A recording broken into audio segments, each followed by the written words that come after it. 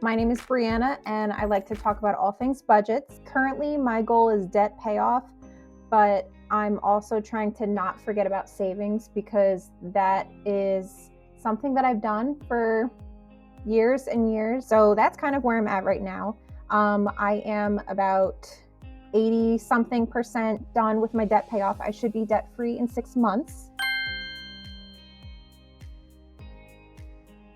And today I'm going to go over, so right now it's August 24th, and I figured I should get started on my September budget. The earlier the better. I'm not completely closing out my August budget just because I don't know what I'm going to spend exactly for the rest of the month. But this would be a good time to look over my August budget and see how I've been doing and how much I have left, assuming that I get a certain paycheck amount. I can kind of judge and gauge what the rest of my month is going to look like. And if I haven't been doing well, I can try to turn it around as much as I can. So I'm going to show you the Excel spreadsheet that I absolutely love to use. I have been using Excel for probably between 3 and 4 years of my 5-year budgeting journey.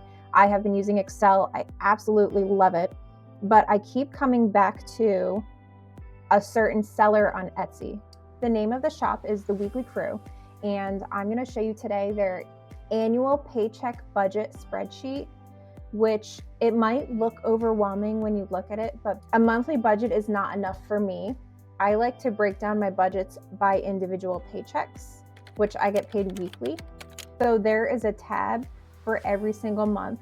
So I can set up my budget for next month and the following month and the following month. And I can look at where I will be if I follow my budget. So that's a really easy way to motivate you, to help you plan when you'll be done with your current goals, and then you can set new goals. I will be making another video strictly explaining their spreadsheet, but today I'm just going to kind of show you like glimpses of my August budget, how I've been doing, and then my plans for my September budget.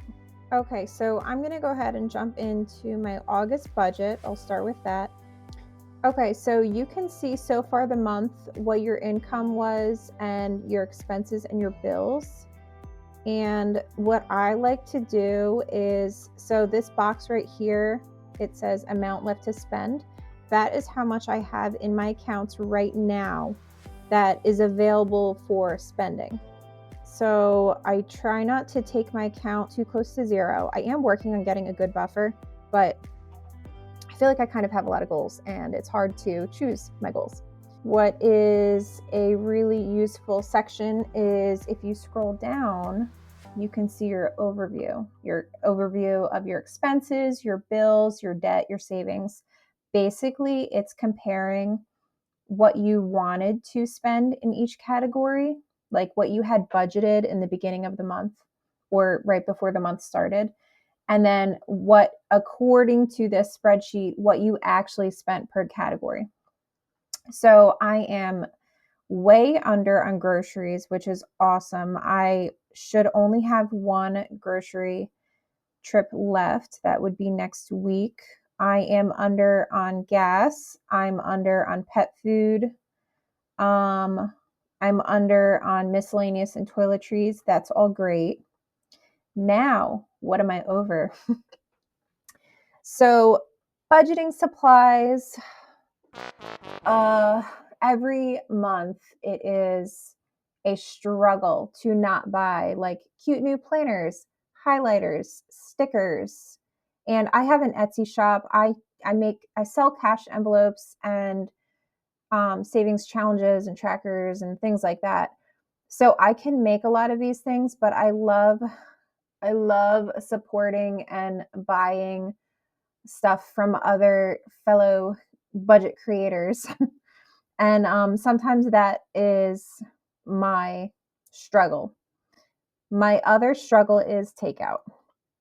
So I have to be honest, for one whole week, I was busy over the weekend. I did not get grocery shopping done.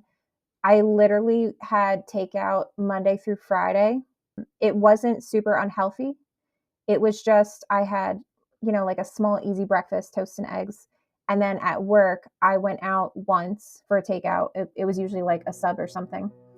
And That was cheaper than a week of groceries, but I wasn't really eating a whole lot of food, so I was kind of hungry.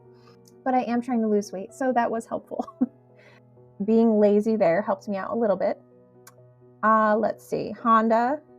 I budgeted $50. I've been budgeting $50 a month for Honda because I really want to get better at getting my car cleaned and just doing like the small things that it might need monthly. But back to budgeting supplies, another reason why I'm over budget for that is I have been the first person that inspired me to budget and track my expenses and actually start paying off my debt was the Budget Mom. So I don't know if you like the Budget Mom or if you follow her or anything like that, but she has releases every year for a brand new workbook, and she's not sure. She doesn't think that she's going to have workbooks next year. So I did buy my workbook for this coming year. It should be getting here. It should be shipping out in the beginning of September. But I've never had her actual physical workbook. I've only done her online PDF. So I was super excited to get her workbook, but thinking about it, how she might not have it next year, I bought a second workbook as a separate shipment and a whole bunch of other little things from her website because everything is so freaking cute. So yeah, that put me a little bit over on my budgeting supplies, but that's okay. We all have our things.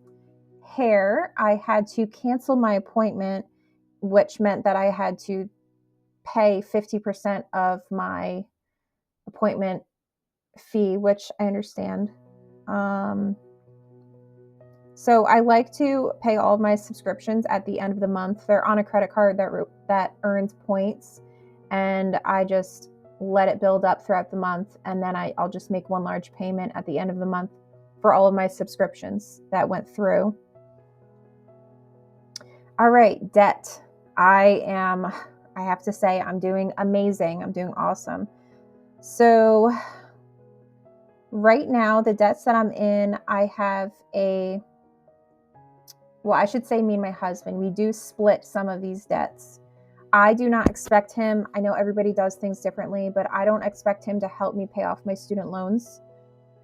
He has his car loans. We kind of keep our debts separate, except unless it's like the dryer that broke a few weeks ago, so we had to get a new dryer. So we have the dryer we're paying off. I had to get my car fixed. I really need to start saving money for car stuff. I have a 2011 Honda Accord, hoping that it lasts forever. The mileage is not even that bad, but it's a 2011. So, there are definitely going to be things that I need to fix probably in the near future. But it's paid off. So right now, the only thing that I have to pay for that car is maintenance and upkeep. Best Buy, my old laptop, it just kind of was crashing out on me. And because of my Etsy shop, I am on my laptop a lot. And because of budgeting, I use my laptop a lot. So I was afraid of losing everything on my old laptop. The storage was full. It was slow as dirt, and it wouldn't upgrade. It was too old. I've had it for about 6 or 7 years. It's Dell, but it's too old to upgrade to a Windows 11. So I ended up buying a brand new Dell. Very expensive, but it is what it is. I have a personal loan, and then I have 3 student loans. If everything goes well this month, I'm going to pay off one of my student loans. So that will be very exciting. And then I will also be paying off my Honda repair next paycheck. That was already in my budget. But I do need a certain amount of Etsy income in order to pay off my student loan. So that's just kind of like a goal. But if it doesn't happen, that's okay. I'm still gonna, assuming everything goes okay, I'm still gonna be debt-free by the end of January 2026. And then savings, I'm trying really hard to get better at my sinking funds and my savings, because when I started my debt payoff in 2020, so many things took me out. They wiped me out. I had to charge a lot of things, like bringing my dog to the vet, my car multiple times. My car broke down. I had big issues that I had to fix. So I'm trying really hard to save up for sinking funds on top of an emergency fund, but it's just not as fun as debt payoff. So It's hard. It's really hard for me to save, at least. It's really hard for me to save. So savings is going well. I pretty much have hit all of my savings that I wanted to hit and a little bit extra.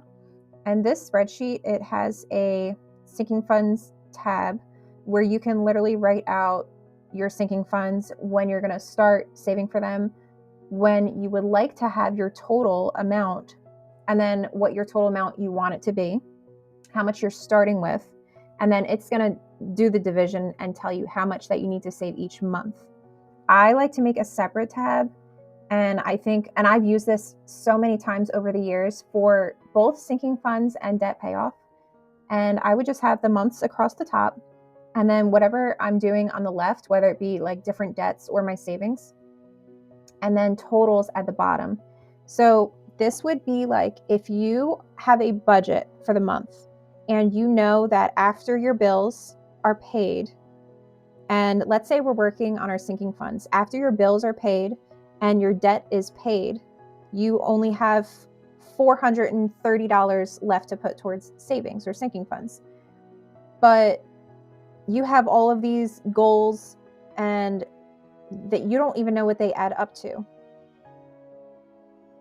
But as the months go on, you finish some of those sinking funds. So that money will be readily available, because it'll be like a snowball effect where you're not contributing to the old sinking fund anymore.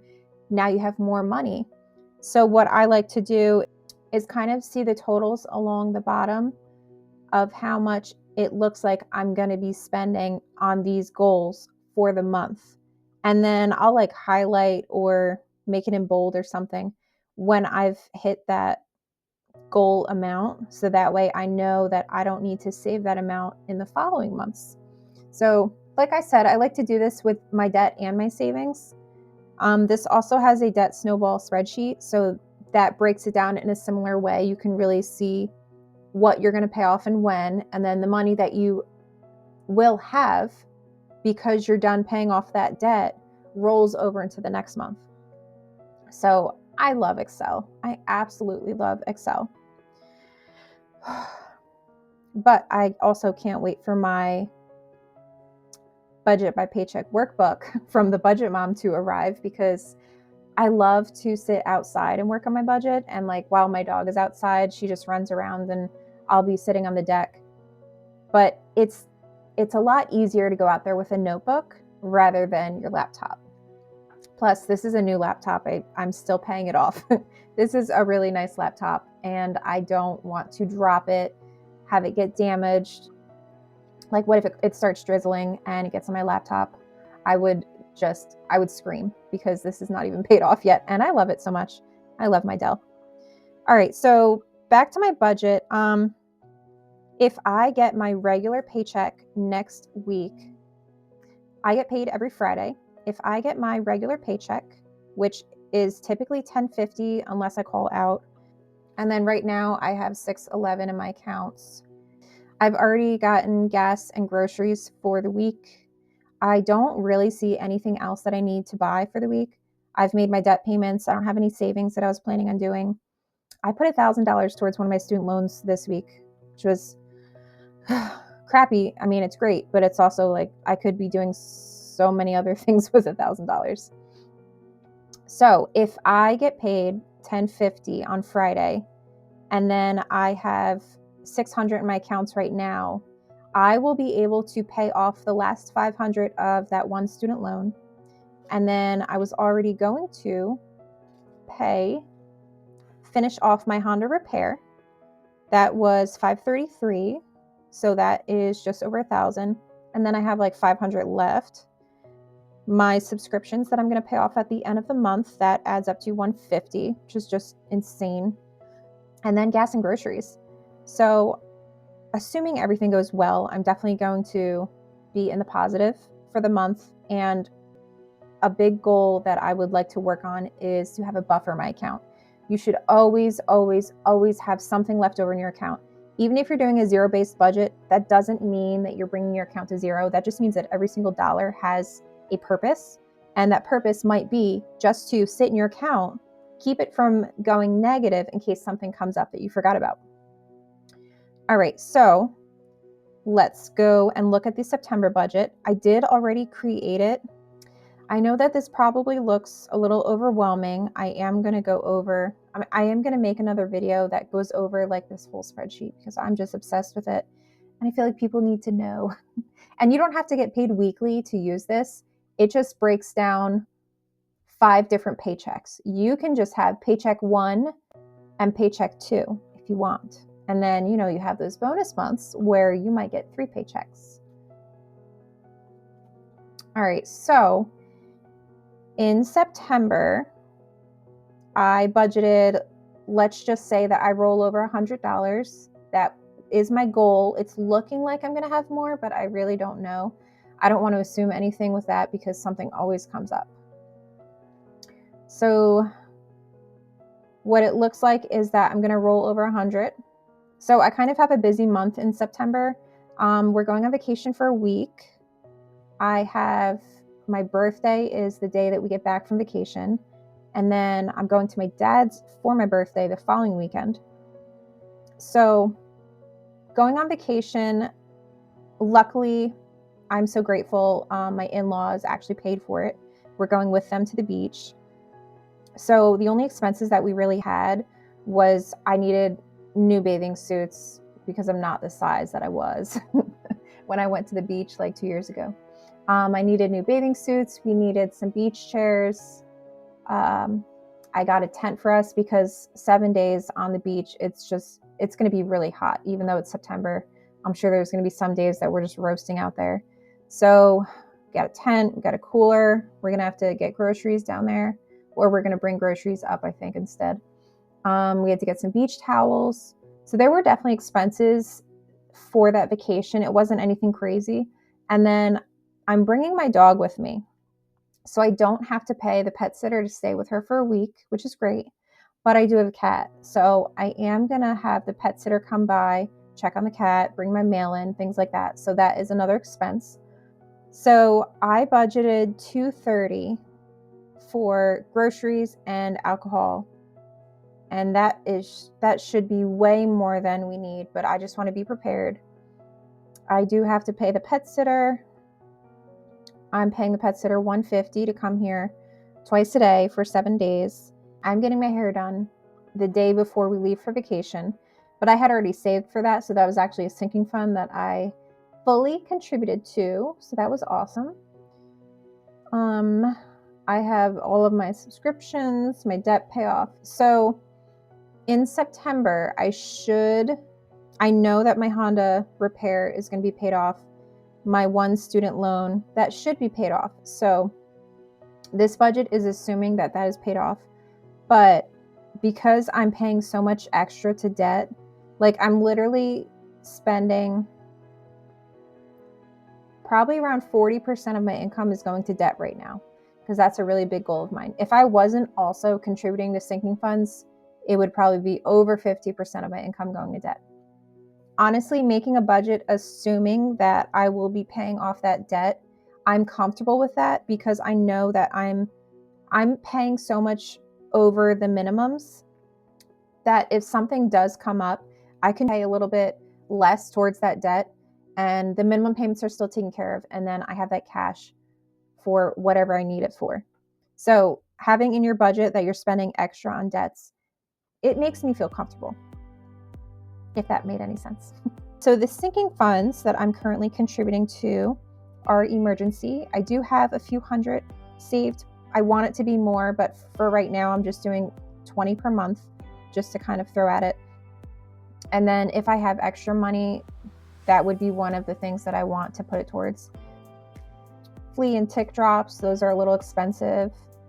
Mint Mobile, that is super affordable. I pay for a 6-month phone subscription. It's only $230 for one line. My car insurance, I pay for that in 6-month increments, so I need to save up for that. Christmas, so we don't have children, and there's not a lot of kids in our families anymore. Most of them are pretty grown, so I'm literally not contributing anything to a Christmas sinking fund. I'm comfortable with cash flowing anything that might come up, and it might just be for my parents and maybe my husband. Sometimes we just say that we're not going to exchange, and that's totally fine. So his birthday is in November, so I do need to cash flow something then. I have no idea what I'm going to get him. Other sinking funds. So this was just something that I was excited to do. And I don't have a whole lot of interest on my debt right now accruing, thankfully. My student loans are very, very low interest. And I think just starting in August, the interest came back to accruing. Before August, it wasn't accruing any interest. So I am saving on the side $1,000 just to make like one lump sum payment. And this will be my last payment. So I have until January, because January, according to the Debt Snowball spreadsheet, is when I can be debt free if I pay the payments that I'm planning. This $1,000 debt payment is going to be the very last payment that I make. And it is going to be so exciting. And I'm going to be so emotional because this debt has been depressing. It has been lonely. It has made me angry. If you haven't watched my debt video, basically I had student loans around $30,000, not crazy. I had a car loan, which was around $30,000. I got a brand new Kia for no reason. My Honda that I had before was in perfectly good shape. It was a little bit older, but there was nothing wrong with it. I just was bored. So I got a new car. And then credit cards. I shopped whenever I wanted. I was dyeing my hair blonde, which I'm doing that right now. I know. I bought any skincare, makeup. I got my nails done. I had personal trainers, multiple online personal trainers throughout the years. And my dog was spoiled. My husband was spoiled. I was spoiled. At Christmas, I bought so many gifts for everybody. And out of nowhere, it's like I didn't know and think about how the heck am I going to pay all this back? I had no idea how long it would take and how hard it would be to pay all of this debt back. It's like I was absolutely old enough to know better, but I did not care. I was so irresponsible. And I think a lot of it goes back to self-confidence. Like if I was having a crappy day and I just felt bad about myself, I went shopping. If I was really happy, I went shopping. But yeah, a lot of it was getting new clothes because I didn't feel good about myself, dyeing my hair because I didn't like how I looked, and then dyeing it brown, dyeing it blonde, going back and forth, just thinking that all of these like materialistic items would just make me so happy and make me, love myself. But it's not true and it's not worth it. So don't do that. I have learned over the years that has to come from the inside, and it's still a struggle often, but don't buy things because you're not happy with yourself. It's not going to fix it. It will be a very temporary fix. And then you have this big payment of whatever you bought to pay back because you were sad. I don't know why we do these things, but I did it a lot. So that went down a little rabbit hole, but basically my debt has made me so angry because I just feel like I'm behind in life. I feel like I can't really grow my savings until my debt is paid off. It just makes me so angry because I think about all of the things that I could have done with this $1,600 that I'm putting towards debt every single month. That could go to savings. That could go to like big car repairs. That could go to better appliances. That could go to saving for a house. If there's an emergency for my dog, I would have to charge it. I would absolutely, being honest, have to charge it right now. And that's where I'm at. And it's really hard. It's really hard. Just knowing that I am the one responsible and I got myself into this mess sucks. Really sucks. And I know that it could be so much worse, but I'm just telling my story and where I'm at. And I am so happy and grateful that I can get out of this mess within 6 months. I started in 2020, so it would be 6 years to pay off $77,000 of debt. Also, I want you to know that you are not alone if you are feeling alone in this debt payoff. Other people are going through it and it's hard. It's very, very hard. But if you make a plan and you stick to it and you just try, work a little bit of extra hours, buy a little less takeout, you don't need new shoes right now. If you make a plan and you can see the end of that finish line where you are debt-free, I'm literally getting emotional thinking about it. But if you can see and picture when you will be financially comfortable and feel safe, that should be the motivation that you need to move forward and to make a solid plan and really, really stick to it. I am going to make a video explaining that spreadsheet if you're interested. I'm also going to put the link to the shop in my description if you want to check it out. It's not sponsored. Let me know how your August budget is doing, or did you start your September budget? You should definitely be thinking about that. Think about the savings that you have and the savings that you want to have. Think about where are your debt payments. Are you in debt? You might not be in debt, or are you just trying to survive, honestly? Yeah, so sit back and write out everything, make a budget for September, and plan out where you want to be in October. If you like this video, I would really appreciate if you could like and subscribe, and I will see you guys next time. Bye.